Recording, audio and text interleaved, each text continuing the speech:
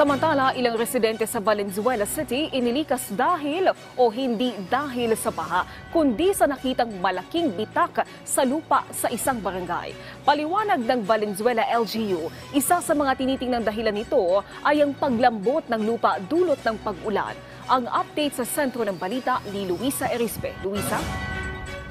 Naomi, sarado na sa publiko ang Agustin Street sa Barangay Karohatan, Valenzuela City simula ngayong araw. Ito ang nasirang kalsada kahapon sa lungsod dahil sa pagguho ng malaking bitak sa lupa. Sa ngayon, para nga maiwasan na puntahan ng mga tao ang lugar, inilikas na rin ng Valenzuela LGU ang mga nakatira malapit sa bitak. Si Nanay Letty, isa sa lumikas na residente, kinuwento niya na ultimo tindahan niya nadamay na sa bitak. Nagkaroon na rin ng crack ang pader ng kanyang kantin, kaya sa takot, kahapon, umayag na siyang magpalikas. Narito ang kanyang pahayag. 4 na beses na kasi yun eh. Pabalik-balik anong gagawin tapos masisira.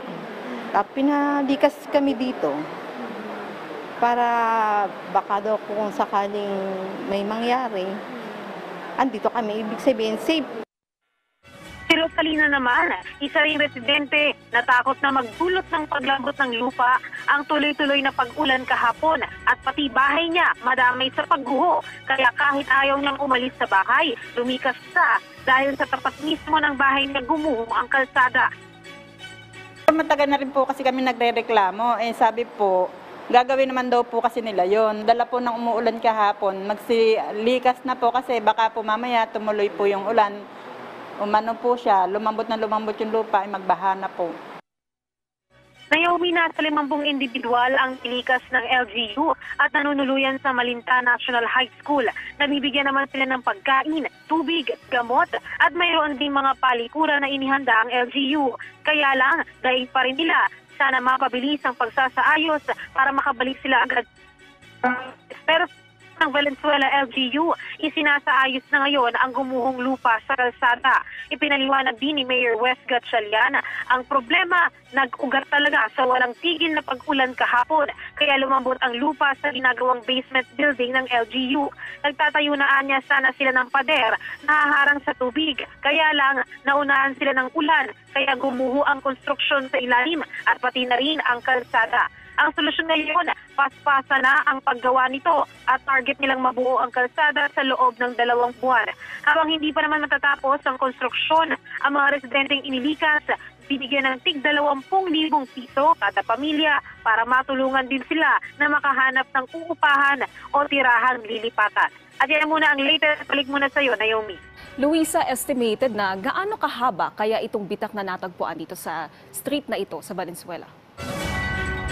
Ngayon, Naomi, ay hindi natin nasukat yung lugar dahil nga mahigpit na yung pagbabantay doon sa kalsada. At yung kalsada nga parehas na yung lapasan at pasukan ay may barikada at may nagbabantay din ng mga pulis. Kaya hindi natin napasok yung mismong lugar. Pero base doon sa video at saka mga picture na ipinakita sa atin at yung mga na-interview ng mga residente, makikita naman natin na malaki talaga yung bitak ng lupa. At matagal na yung bitak na ito, talagang natuluyan lang itong gumuho, kaya malaki na yung naging epekto sa kalsada. Naomi. Luisa, hindi nasabi kung kailan makakabalik dito sa kanilang mga bahay, yung mga lumikas na residente. May estimate ba ilang linggo o hindi kaya buwan abutin itong kanilang paglikas? Naomi, gaya na nabanggit ko kanina, 2 buwan aabutin yung konstruksyon ng kalsada. At itong 2 buwan na ito ay mahigpit din na ipinagbabawal na bumalik sila totally sa kanilang mga tinitirahan. Kung maaari ay hahanap nga sila ng kanilang lilipatan o di kaya ay sa evacuation center muna. Pero siniguro naman ng Valenzuela LGU na habang hindi pa sila totally pinababalik sa kanilang mga tahanan dahil nga dito sa hindi safe, dahil doon sa kalsada, ay patuloy naman yung ibibigay sa kanila na suporta ng lokal na pamahalaan. Naomi. Maraming salamat, Luisa Erispe.